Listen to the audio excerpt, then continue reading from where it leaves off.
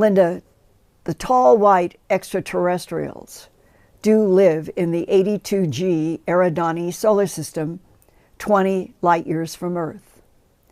Tall whites inhabit 2 of at least 3 planets that orbit the 82G Eridani star, and they are cataloged as Planet 482 and Planet 582. The tall whites are very intelligent and teach us how to correctly plot stellar points of navigation in deep space quantum tunneling. Tall whites do ally with some Nordic species. There are 9 different variations of the Nordic blonde-haired, blue-eyed, pale-skinned race of ETs, similar to the human race on Earth that has Caucasian, Negroid, Asian races of Homo sapien. Some Nordics inhabit the binary star system Procyon A and B, only 11.45 light years from Earth. They also inhabit the binary star system Sirius A and B, only 8.611 light years from Earth. All 3 USS LeMay, Hillenkoetter, and Vandenberg deep space craft were built the same, except the Hoyt-Vandenberg is bigger to accommodate larger equipment payloads. All 3 can be offensive or defensive if necessary. Currently, with the help of the tall white and Nordics, the USS Curtis LeMay and the USS Hillenkoetter have been to 28 cataloged solar systems in our spiral arm of the Milky Way galaxy, close quote. In addition to my last week's interview with Benji in Melbourne, Australia, about his face-to-face physical encounter with a tall white in Sydney back in 1998 during the Leonid meteor shower then, recently, I also interviewed Bruce Solheim, PhD, now 64-year-old distinguished professor of history at Citrus College in Glendora, California. He was also a Fulbright professor and scholar in 2003 at the University of Tromsø in northern Norway. He earned a PhD in history from Bowling Green State University in 1993, and his bio says Bruce was the first person in his family of hard-working Norwegian immigrant parents to go to college. And he served 6 years in the U.S. Army, becoming a helicopter pilot. His official bio also states, quote, Bruce has been abducted several times, has seen UFOs, and continues to have contact with alien beings, close quote. And one of those alien beings is a tall white featured in Professor Solheim's book, Anzar, the Progenitor, released in 2021. The cover of this book, he told me, was done because the publishing house thought that Anzar should be more mysterious, but that in fact the dark cloak was for the book cover, and in fact that this is a tall white, as we have seen through previous reports. And that the first encounter that Bruce Solheim had with this being was in 1964, when he was only 6 years old in Kenmore, Washington, living within a quarter mile of a Nike missile base. Then there were a number of Nike missile bases in a ring around Seattle because of Department of Defense work at Boeing and the Todd shipyard. Looking back, Professor Solheim says that in 1964, the tall white he first saw was in the form of a 3-dimensional hologram in the backyard that warned 6-year-old Bruce about a child molester in the neighborhood, and the warning was correct. 3 decades later, in 1997, another holographic form similar to what Professor Solheim remembered from his 1964 childhood encounter appeared again in front of him as a slowly turning 3-dimensional hologram that was suspended in the air. and the holographic being said that his name was Anzar. When you look up Anzar in Wikipedia or sources, you will find that it is an Arabic word that stands for the angel of paradise. During that 1997 holographic communication, Anzar also told Bruce that he was, quote, a progenitor, close quote, implying genetic manipulation on Earth by Anzar's tall white civilization, perhaps working with the Nordics. Now in 2023, both Professor Solheim and Benji in Australia have received telepathic information, both of them, about a dangerous big event that will impact Earth. Now, why the difference of holographic projection for Professor Bruce Solheim, but at least 2 face-to-face tall white physical encounters for Benji in Sydney and Melbourne, Australia? Have you ever stood face-to-face physically with Anzar or any tall white? No, not physically.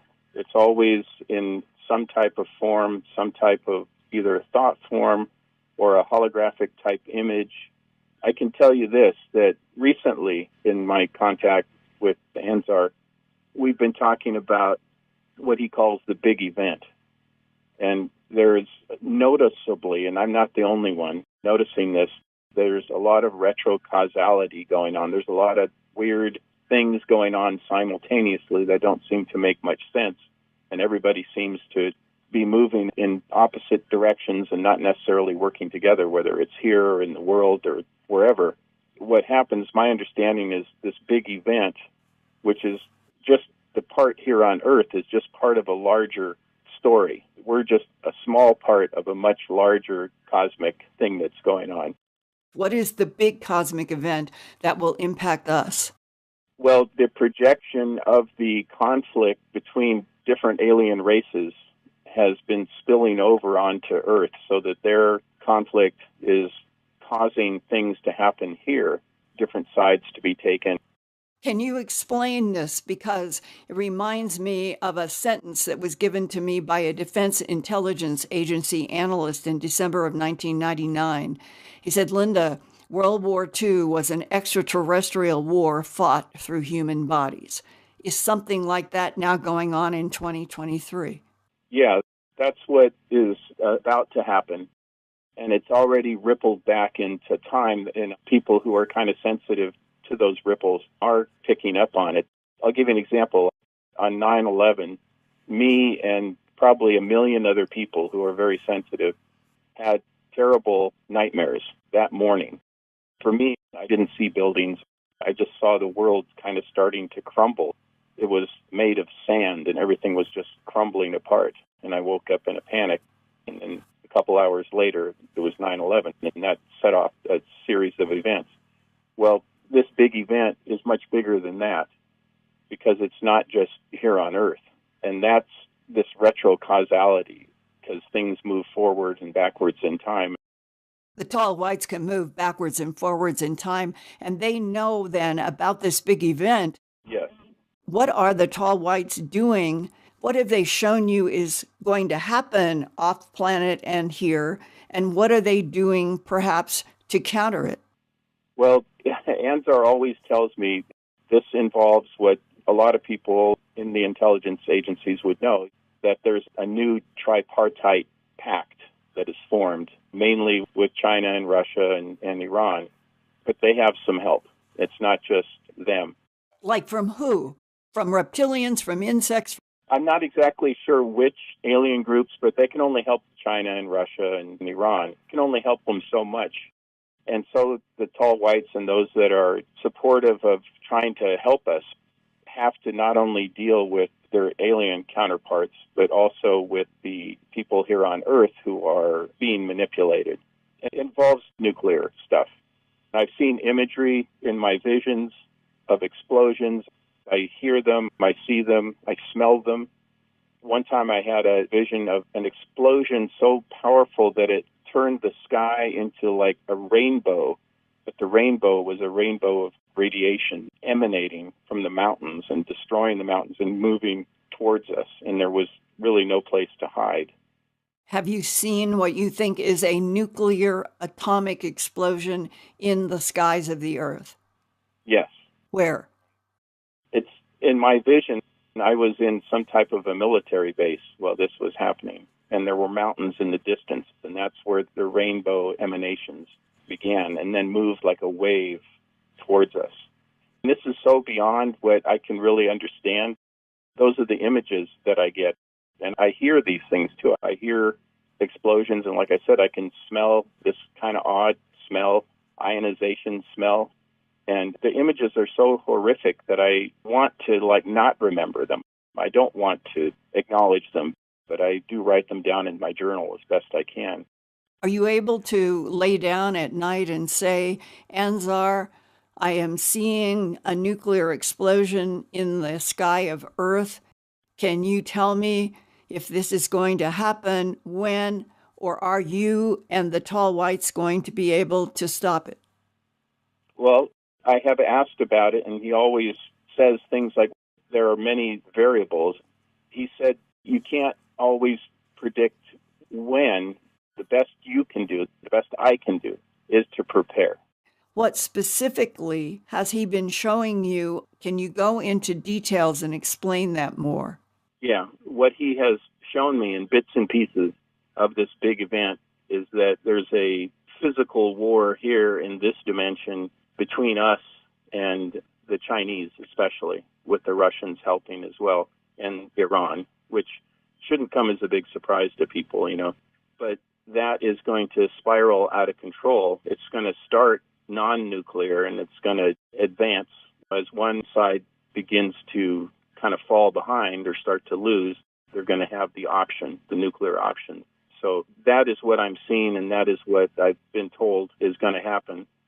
The tall whites and the ones that are trying to help us are going to try to minimize the ability of the tripartite group that I mentioned. So it will be limited nuclear war. It's not going to be vaporizing the planet or removing our atmosphere or anything like that, but it'll be bad enough. It'll make things unlivable in certain areas. And yet I have been told by the aerospace source that the tall whites have basically promised our government that they will prevent all nuclear events. My understanding is that they can't shut it completely down. There is also such a thing as an accident. Maybe there's not an intention, or there's kind of a madman theory that can happen. Or there are nuclear sites, like a Chernobyl type of event, could also be devastating as well. But from what I understand, it's going to be more limited.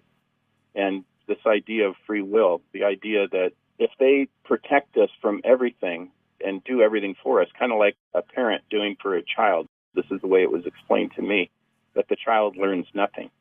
Sometimes you got to let the child get hurt, not killed, but hurt, so they understand what they're doing, so they can learn their lessons.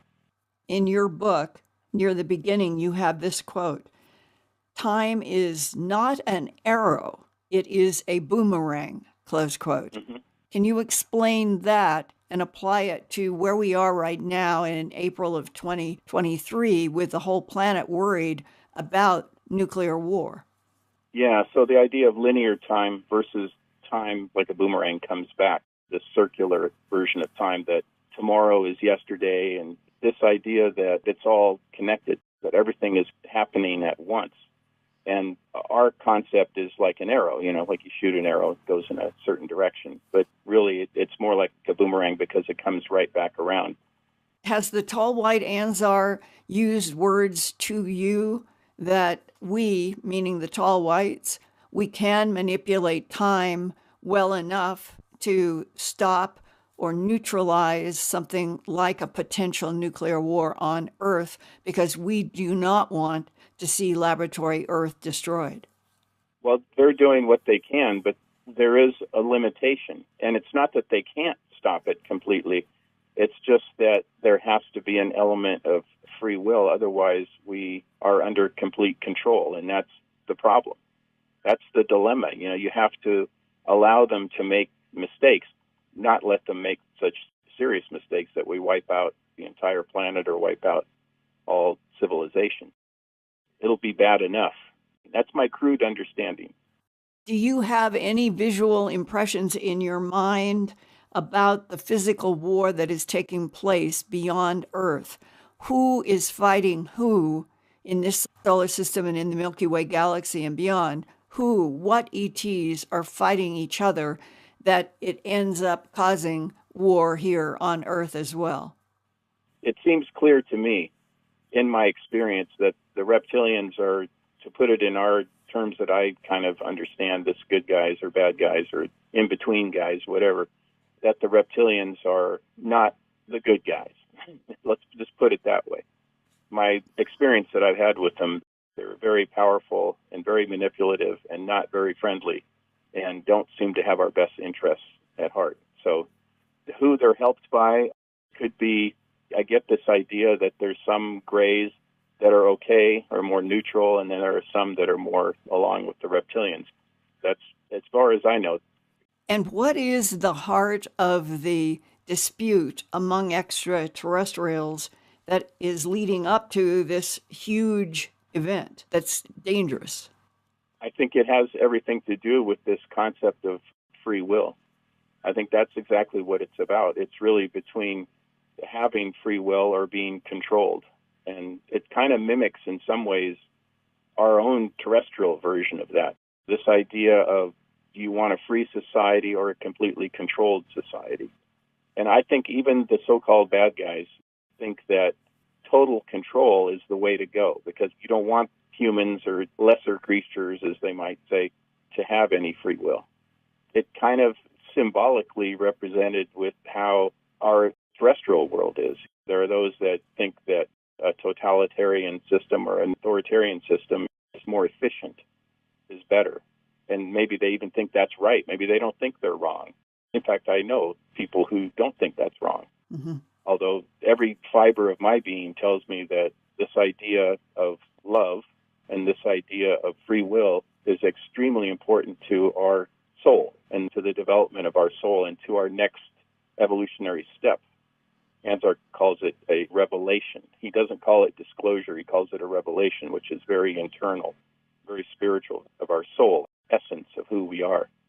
And so I think that it can be put in very simplistic terms like the forces of light versus the forces of darkness. But what's interesting is that the forces of darkness don't really think they're bad. That's the key to the whole thing. They think that that is the way things should be. The Russian government or the Chinese Communist Party or Iran's theocracy, they think that that type of control is what we should have. That is the best model. And what Ansar is implying, that revelation will be that for your souls to survive and be strong, you must live lives that are free.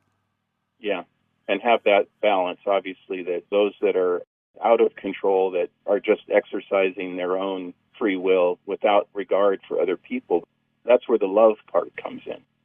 To keep love in your heart and always operate from a position of love as a free person.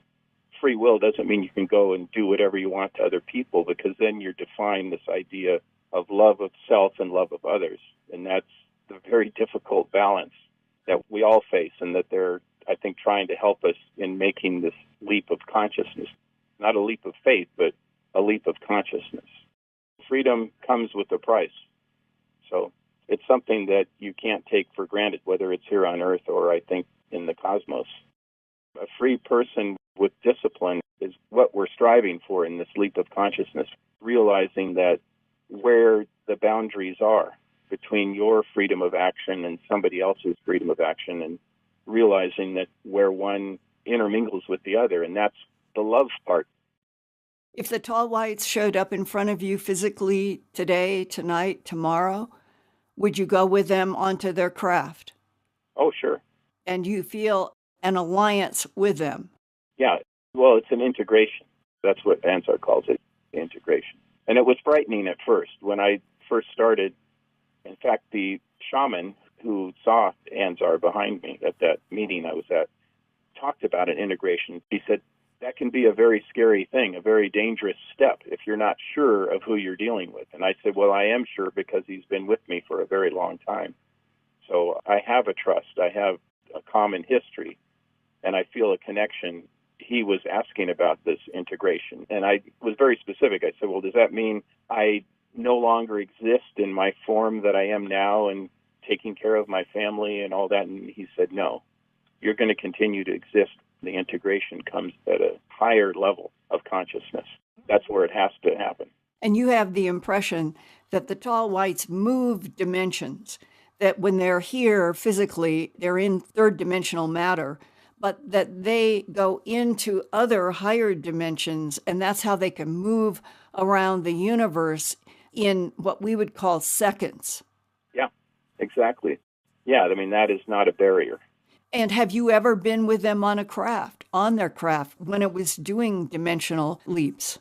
I was on a craft that, and this was another vision, but the craft launched from a military base, and there was somebody in a uniform on board, but I knew it was an alien craft. And I know it was one of the good guys, so it was one of the tall whites or Ansar's allies. But the craft, as soon as we were inside, the walls of the craft, the round walls, disappeared, and it was translucent. You could see through it. You could see everything everywhere in every direction. And then it started to move, and it moved at this incredible speed, and nobody knew we were even there.